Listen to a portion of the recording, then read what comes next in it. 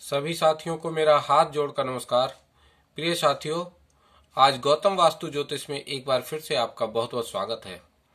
देखिए, आज हम आपको हस्तरेखा के बारे में एक बहुत ही सुंदर वीडियो लेकर आए हैं और बहुत मेहनत के बाद ये वीडियो हम तैयार कर रहे हैं।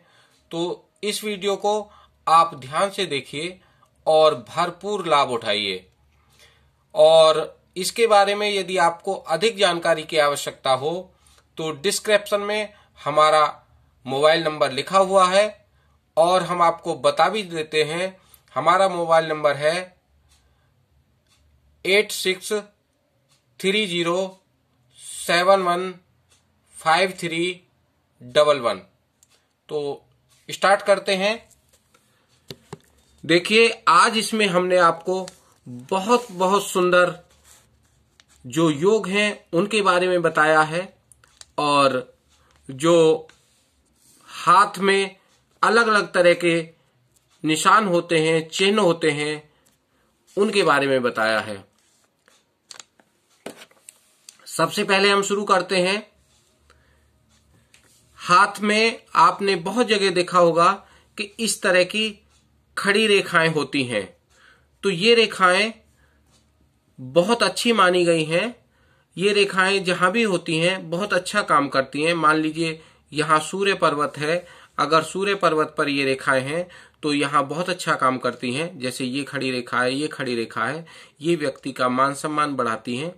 बुध पर्वत पर ऐसी खड़ी रेखाएं होती हैं तो ये उसके व्यापार में बहुत अधिक और बुद्धि में बहुत अधिक उन्नति करती हैं। और इसी प्रकार से यदि ये खड़ी रेखाएं यहाँ शुक्र पर्वत पर सीधे सीधे खड़ी रेखाएं, ये जाल नहीं, ये खड़ी रेखाएं सीधे सीधे यहाँ शुक्र पर्वत पर ऐसे होती हैं तो ये बहुत अधिक लाभ देती हैं। इसी प्रकार से चंद्र पर्वत पर भी अगर खड़ी रेखाएं होती हैं तो ये भी आपका बहुत अधिक व्यक्ति को विनम्र बनाती हैं और बहुत अच्छी रहती हैं उसके लिए। अब हम आगे आते हैं। एक निशान होता है स्वास्तिक का निशान।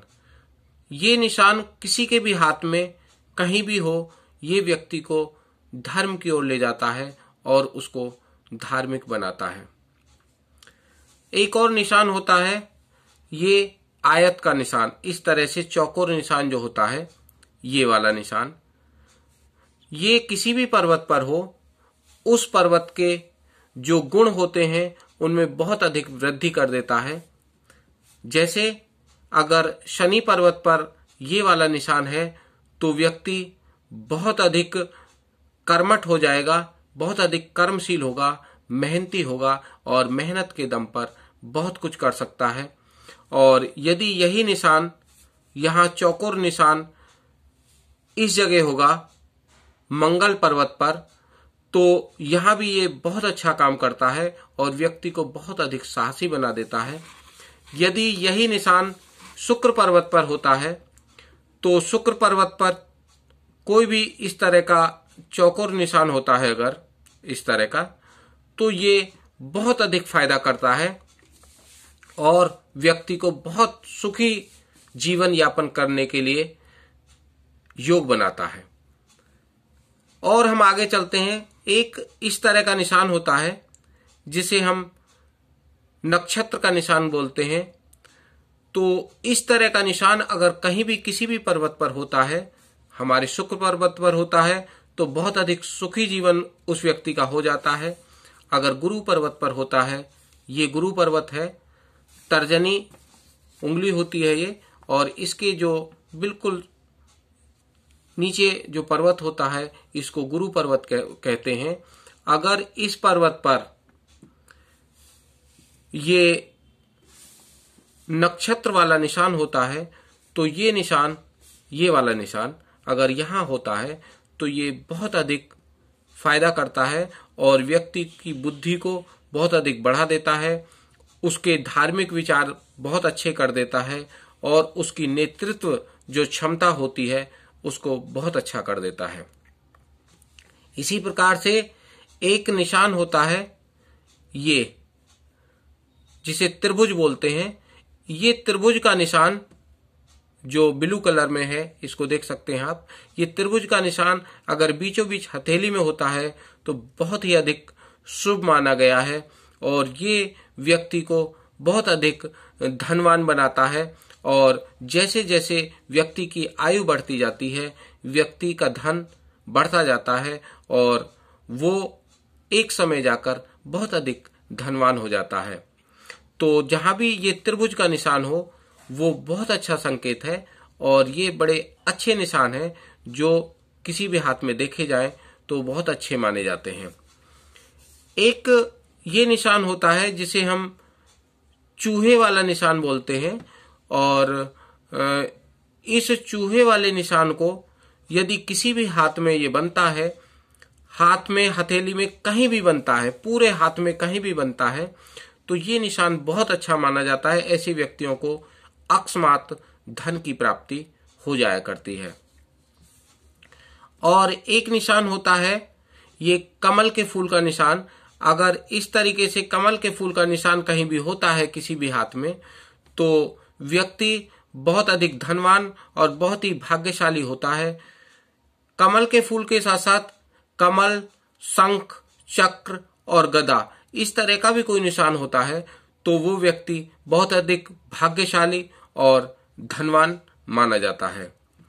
इसी के साथ साथ और बताते हैं आपको, एक निशान होता है जिस प्रकार से ये शिवलिंग और उसके चारों तरफ का जो एरिया होता है, तो इस प्रकार का एक निशान बनता है, तो ये व्यक्ति बहुत अधिक धार्मिक होता है और भगवान शिव का बहुत बड़ा भक्त होता है अगर किसी व्यक्ति के हाथ में ये वाला निशान पाया जाता है। एक होता है सर्किल, गोला। ये अगर गोल निशान किसी के हाथ में होता है तो ये निशान भी अच्छा संकेत है और ये कुछ पर्वतों के योग को बहुत अधिक बढ़ा देता है और कहीं कहीं ये नुकसान करना भी स्टार्ट कर देता है। जैसे कि अगर ये यहाँ बृहस्पति गुरु के पर्वत पर होगा तो ये बहुत अधिक फायदा करेगा और व्यक्ति को नेतृत्व क्षमता में और राजयोग में उसकी में वृद्धि कर देगा। और यदि ये बुध पर्वत पर होगा तो व्यक्ति अपने व्यापार में बहुत अधिक उन्नति करेगा, ऐसा योग बनता है। सूर्य पर्वत पर भी ये बहुत अधिक अच्छे रिजल्ट देता है, लेकिन शनि पर्वत पर आने पर ये उतने अच्छे रिजल्ट नहीं देता है। और यदि ये किसी भी रेखा के ऊपर बन जाता है, किसी भी लाइन के ऊपर, जैसे ये हमारी लाइन है और ये लाइन हमारी जीवन रेखा बोली जाती है, तो अगर इसके ऊपर बन जाता है तो जीवन रेखा में प्रॉब्लम पैदा कर देता है और व्यक्ति के जीवन में परेशानी आनी शुरू हो जाती है और उसकी आयु में प्रॉब्लम होती है। भाग्य रेखा पर बन जाता है, ये भाग्य रेखा है हमारे मणिबंध से स्टार्ट होकर, यहाँ मणिबंध से स्टार्ट होकर और ऐसे सीधे सीधे आती है। तो ये भाग्य रेखा पर अगर ये वृत्त का निशान बन जाता है तो ये भी नुकसान करता है।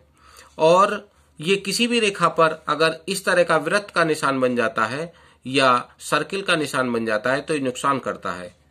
एक और निशान होता है इस तरह से, बिल्कुल सादा एक पॉइंट होता है पीले रंग का या लाल रंग का। अगर लाल रंग का, जैसे ये पीले रंग का है, ये पीले रंग का है, ये लाल रंग का है, जहां भी लाल रंग का पॉइंट होगा तो ये उस पर्वत, किसी भी पर्वत पर, जैसे यहाँ शनि पर्वत पर ये लाल रंग का निशान है, तो ये व्यक्ति को क्रूर बना देता है और उसको किसी मुकदमे, कोर्ट कचहरी में फंसा देता है।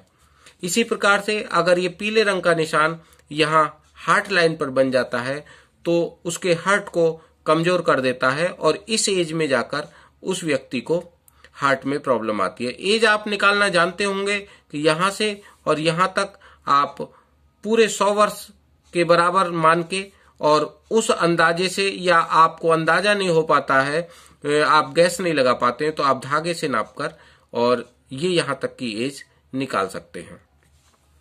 इसके अलावा अगर किसी के हाथ में ऐसे, जैसे यहाँ पे ये एक स्पॉट बना हुआ है, ये एक चिन्ह बना हुआ है, तो अगर ये पीला निशान होता है तो ये मस्तिष्क रेखा पर होने से मस्तिष्क को कमजोर करता है और यहाँ पे माइंड में प्रॉब्लम या कोई दिमागी परेशानी पैदा कर देता है और उसकी बुद्धि को, याददाश्त क्षमता को प्रभावित करता है। और यदि लाल निशान होता है तो लाल निशान भी ठीक नहीं होता है। एक निशान होता है इस तरह का, ये स्टार टाइप का निशान होता है। ये बहुत अच्छा होता है। ये किसी भी व्यक्ति के हाथ में जहां भी होता है वो वहां बहुत अच्छा रिजल्ट देता है। मान लीजिए ये स्टार यहाँ मंगल पर्वत पर हो जाए तो व्यक्ति बहुत अधिक साहसी और पराक्रमी हो जाता है। और यदि ये स्टार आपके शनि पर्वत पर हो जाए तो ये शनि पर्वत पे स्टार होने से व्यक्ति को बहुत अधिक कर्मशील बना देता है और बहुत अधिक सफलता प्रदान करने वाला बना देता है। ऐसे व्यक्ति एक अच्छे न्यायाधीश के पद पर भी देखे गए हैं। एक मार्क होता है क्रॉस। जो क्रॉस वाला मार्क होता है ये अगर यहाँ पे गुरु पर्वत पर होता है, गुरु पर्वत आप देख लें जो तर्जनी उंगली के इंडेक्स फिंगर के बिल्कुल नीचे होता है, तो अगर गुरु पर्वत पर ये क्रॉस मार्क्स होता है तो ये बहुत अच्छा होता है और ये व्यक्ति को सीधे सीधे अध्यापक का पद दिलाता है। और यदि इसमें और सारी चीजें सपोर्ट करती हैं तो प्रोफेसर अथवा प्रिंसिपल तक भी पहुंच जाता है। इस योग को हम अभी आगे और भी बताएंगे, तो आप देखते रहिए। और ये योग अगर क्रॉस का निशान यहाँ सूर्य पर्वत पर होता है तो ये प्यार के क्षेत्र में उस व्यक्ति को बदनामी दिलाता है और ये ठीक नहीं माना गया है। अगर यही शुक्र पर्वत पर होता है तो शुक्र पर्वत पर ये निशान उसको कोई भी गुप्त रोग पैदा करता है और उसके सुख में कमी करता है। इसी प्रकार से ये क्रॉस अगर चंद्र पर्वत पर हो तो व्यक्ति को क्रोधी बना देता है, उसके जो विनम्रता है उसको खत्म कर देता है और वो व्यक्ति मानसिक टेंशन में रहना शुरू हो जाता है। एक ये निशान होता है, अगर इस तरह का, इसे द्वीप का निशान बोलते हैं, अगर इस तरह का निशान होता है तो ये भी अच्छे रिजल्ट नहीं देता है और ये उस सुख में, जो भी पर्वत होता है उसके सुख में कमी कर देता है। एक निशान होता है ये जाल वाला निशान। ये जाली का निशान कहीं भी हो अच्छे रिजल्ट नहीं देता है। अगर शुक्र पर्वत पर होता है तो व्यक्ति को गंभीर गुप्त रोगी बनाता है, या अगर शुक्र पर्वत बहुत ऊपर उभरा हुआ है और उस पर ये जाल का निशान है तो उसे चाल चलन से खराब कर देता है, यानी कि उसको चरित्र से खराब करने की क्षमता रखता है, तो ये ठीक नहीं है। और अगर गुरु पर्वत पर है तो उसके जो राजयोग हैं, जो नेतृत्व योग हैं, उनको दूषित करता है और शनि पर्वत पर उसको क्राइम की तरफ ले जाता है।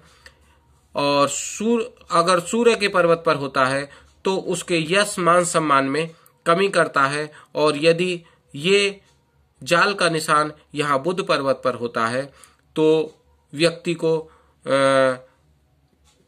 कुछ 420 अथवा चोरी टाइप के काम में या बिजनेस में बेईमानी के काम में वो कराने की क्षमता रखता है और बिजनेस में ऐसा व्यक्ति बेईमानी करने लगता है।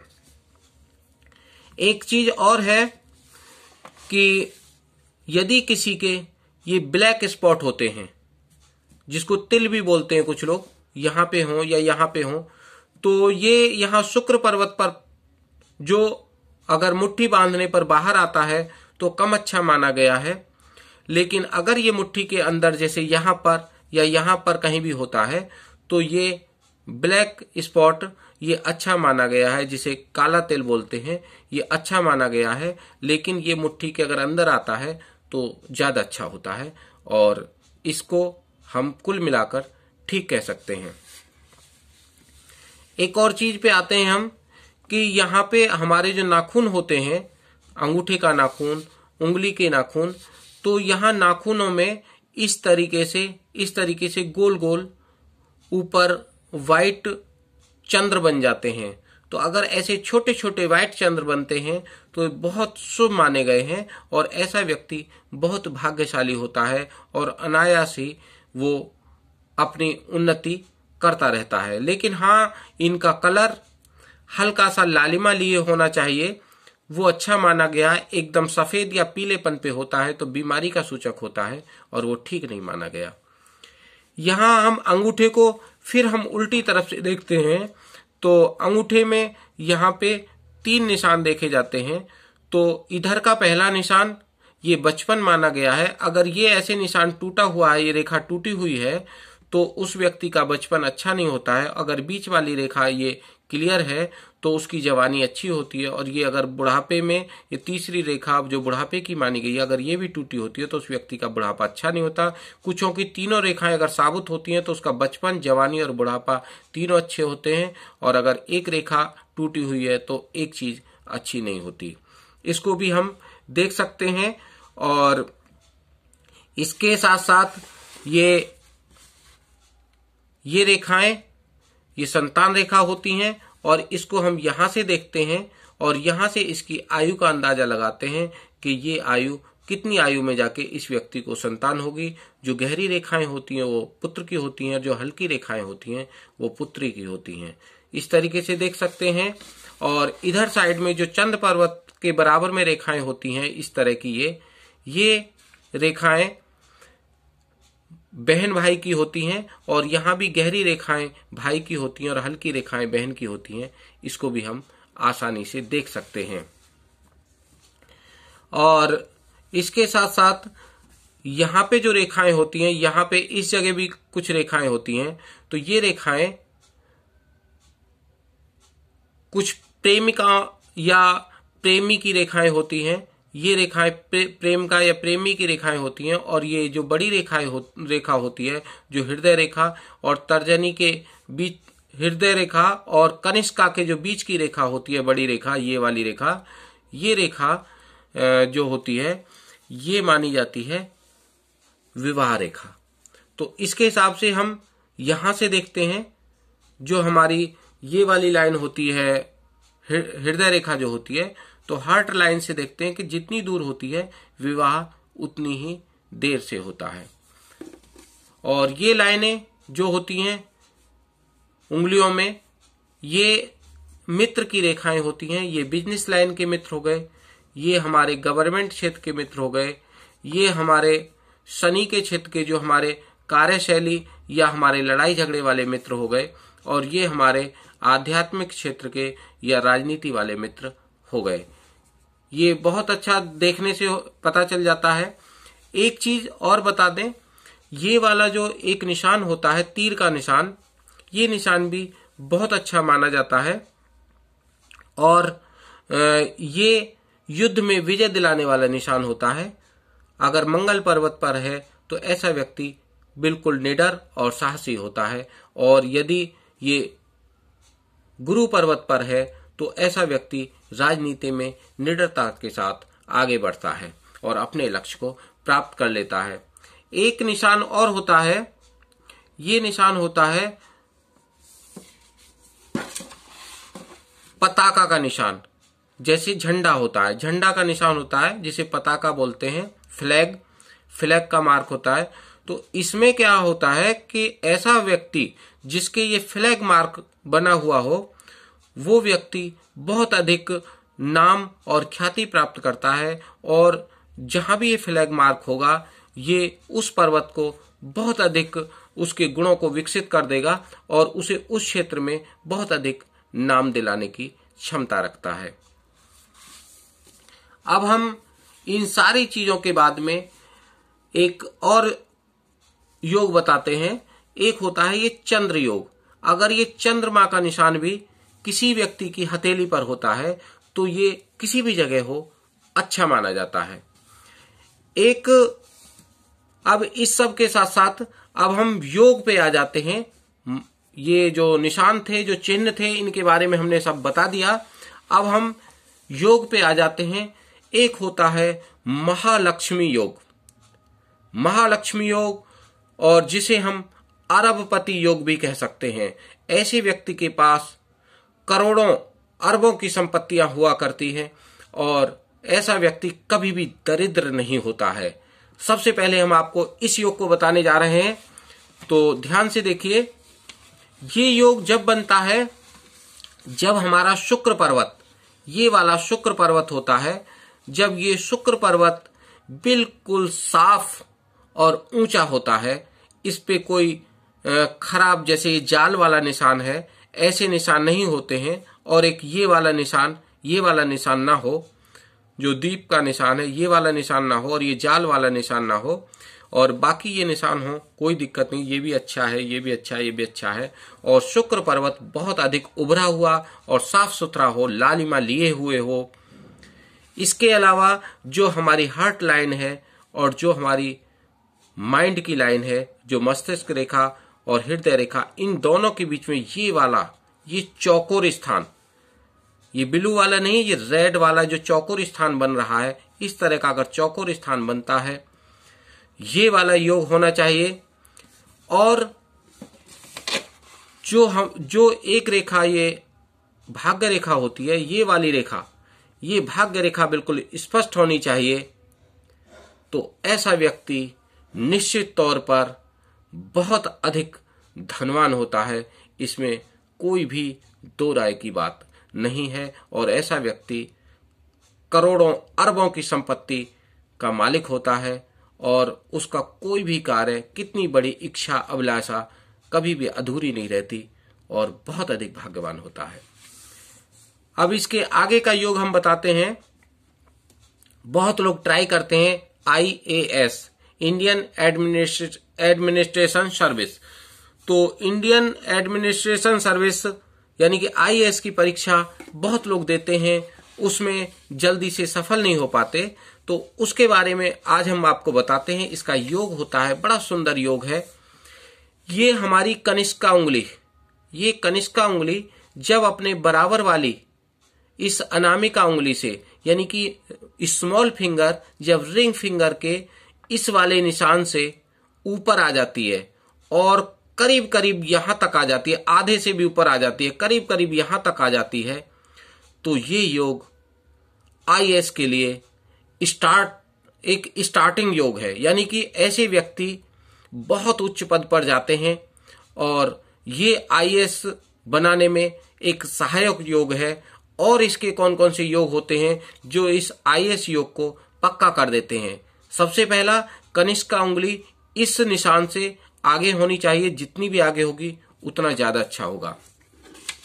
दूसरी बात, ये आपकी जो तर्जनी उंगली है, यानी कि तर्जनी को हम इंडेक्स फिंगर भी बोलते हैं, ये इंडेक्स फिंगर हमारी इस वाले निशान से, जो बिग फिंगर है, मध्यमा है, इसके इस निशान से अगर ऊपर आती है, जैसे ये ऊपर आ रही है और भी ऊपर यहां तक आ जाती है, तो ये योग बहुत अच्छा होता है और ये भी IAS बनाने में सहायक होता है। जब ये 3-4 योग अभी हम बताने जा रहे हैं, जब ये सारे योग मिलते हैं तब व्यक्ति IAS बनने की क्षमता रखता है।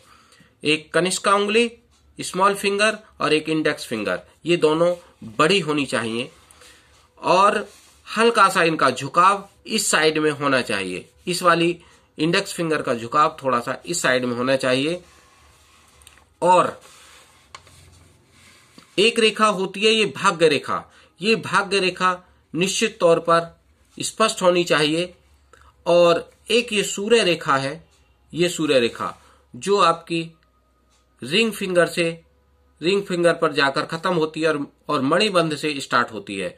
तो ये वाली सूर्य रेखा अगर किसी के में क्लियर है, तो सूर्य रेखा क्लियर हो और भाग्य रेखा क्लियर हो, तो निश्चित तौर पर ऐसा व्यक्ति, सूर्य रेखा क्लियर हो, भाग्य रेखा क्लियर हो और स्मॉल फिंगर बड़ी हो और वो यहां तक रिंग फिंगर के यहां तक आ जाए, इंडेक्स फिंगर भी बड़ी हो, इस स्थिति में, और उसका गुरु पर्वत, ये वाला गुरु पर्वत एकदम उभरा हुआ होना चाहिए और यहां सूर्य पर्वत ये भी उभरा हुआ होना चाहिए। इस कंडीशन में वो व्यक्ति IAS का पद प्राप्त कर लेता है। आगे चलते हैं, न्यायाधीश।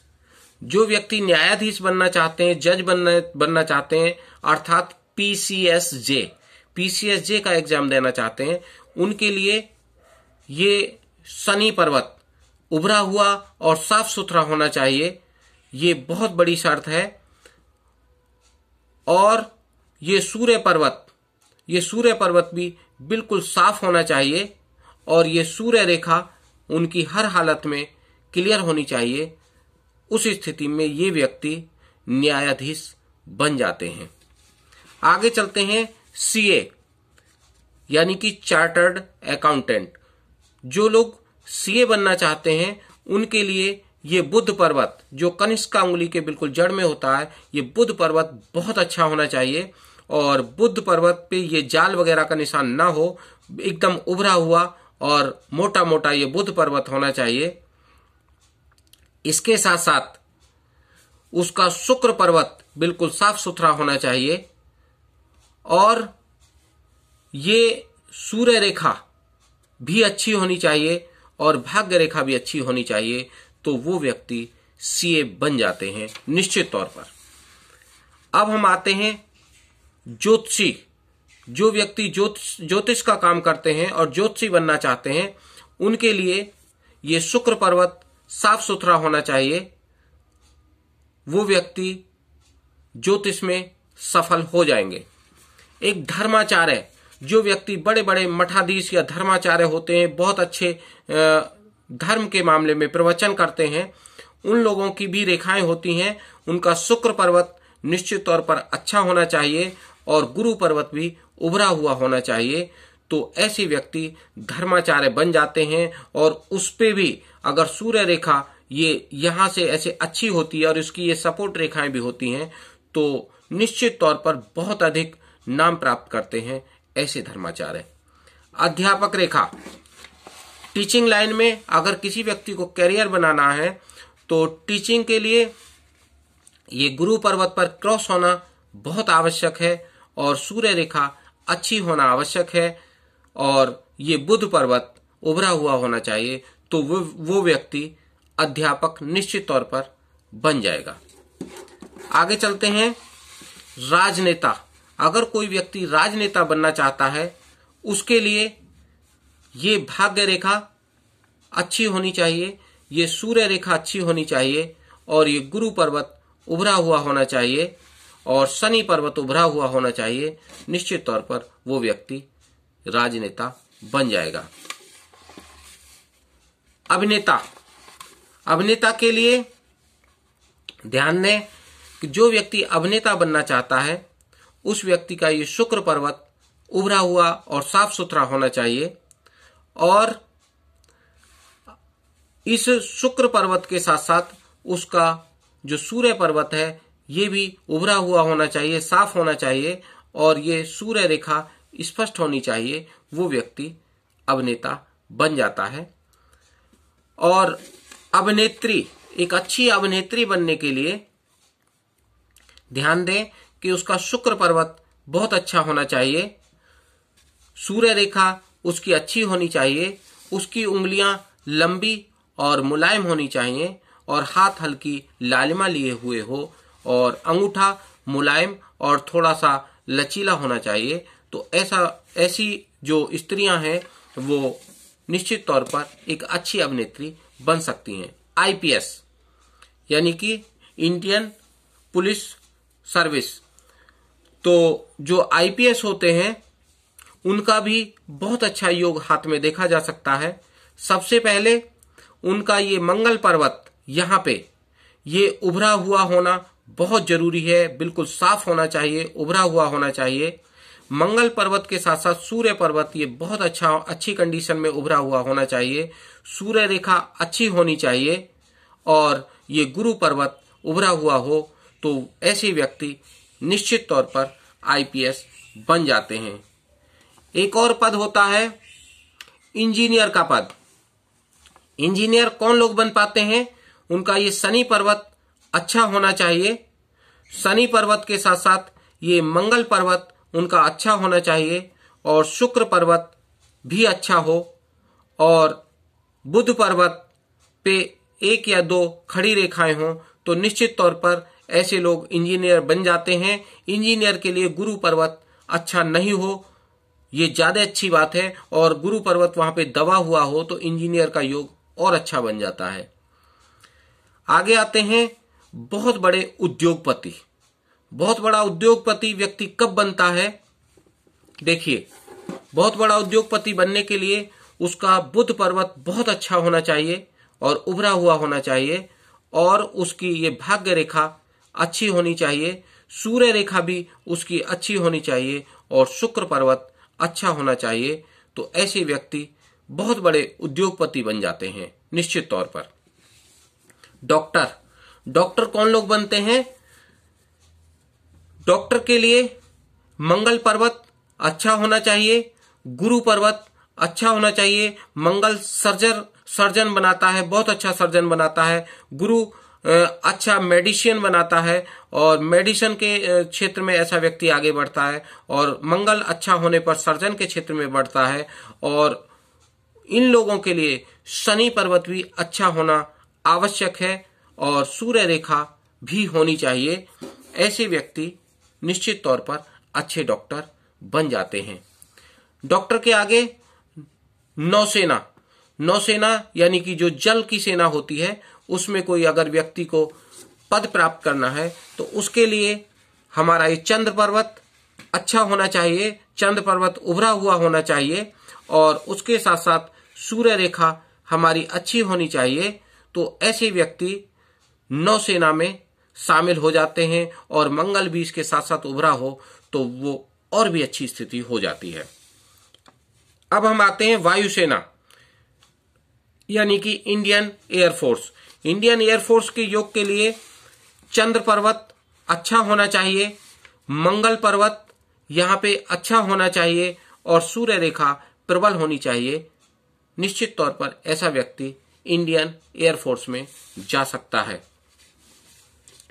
इन सारे योगों के साथ अभी हम आपको 1-2 चीज और बताते हैं। एक ये मणिबंध की रेखाएं होती हैं। ये मणिबंध में यानी कि जहां हाथ हमारा खत्म होता है और हमारी कलाई शुरू होती है, यहाँ पे जो रेखाएं होती हैं, ये रेखाएं भी हमारी आयु को दर्शाती हैं, और इनसे हम आयु का पता लगा सकते हैं। एक रेखा अगर बिना टूटी कटी है तो एक रेखा 25 वर्ष की होती है, और दूसरी रेखा भी 25 की, तीसरी 25 की। इस तरीके से अगर हम इस हाथ की बात करें तो ये 75 वर्ष की आयु वाला हाथ है। और हमें जब भी किसी व्यक्ति का हाथ देखना हो या स्वयं का हाथ देखना हो तो हमें हाथ के साथ साथ ये अपनी आयु रेखा पर भी विचार करने की आवश्यकता होती है।